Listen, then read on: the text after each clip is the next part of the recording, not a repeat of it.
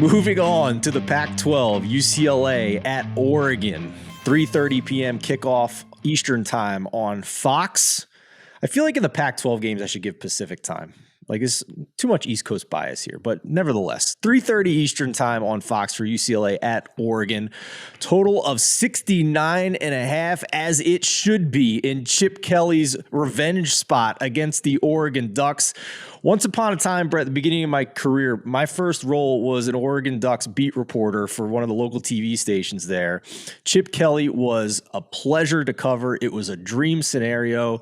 He had some, stumbles in the NFL, is back at UCLA winning some games here, but I know the people up in the Pacific Northwest would love, even though they absolutely loved every second when Chip Kelly was their head coach.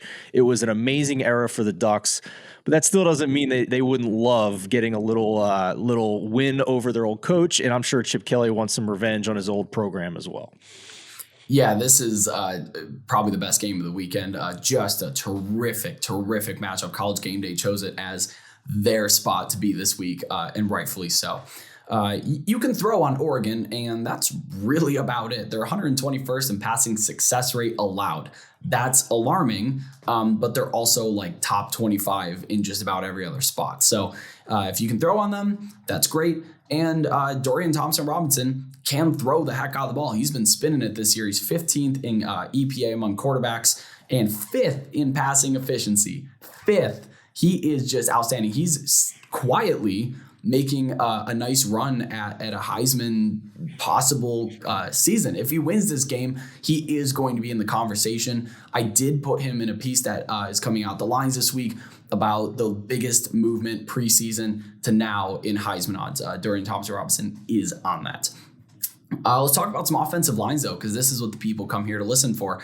The Oregon offensive line has generated the 5th most line yards so far this season, and that has led to the number 1 rushing success rate offense. So Oregon is going to line up. They're going to run the ball. They're going to do it well behind one of the nation's best offensive lines. UCLA's offensive line, also very good. They've generated the 8th most adjusted line yards. And the aggregate power ratings like Oregon by about 4.8 at home, with the line at 6. Situationally, I don't think that's a big enough gap for me to get really excited about betting UCLA. And I also want to talk about DTR on the road in the last 2 seasons. He has not been tested on the road in 3 full years because we didn't have fans in 2020. But in the last 2 seasons, he has faced a total win percentage of .241. That's 24.1% win percentage on his road test. That's Arizona. That's Colorado. He's playing at a bad Washington team last year. Stanford, all these teams that have been down. These are the environments that he's going to and playing. So not very scary. And now he's got to walk into Eugene, Oregon in probably the Ducks' biggest game of the year. So situationally, I'm worried about that. The numbers are telling me to lean UCLA as a road dog here. And you can keep betting against UCLA if you want. You can. It's probably not going to go very well. I just worry about situationally in this spot if DTR can step up and have his Heisman moment, or if the moment's going to be a little bit too big and pull him back.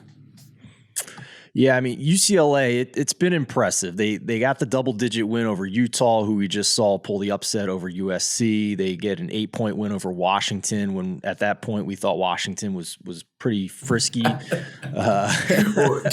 Emphasis on when we thought, yeah. Yeah, when we thought.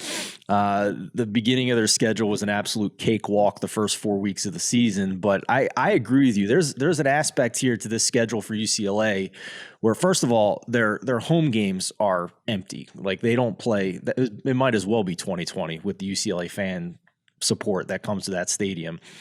Colorado's in a really down year. That's not any kind of home field advantage.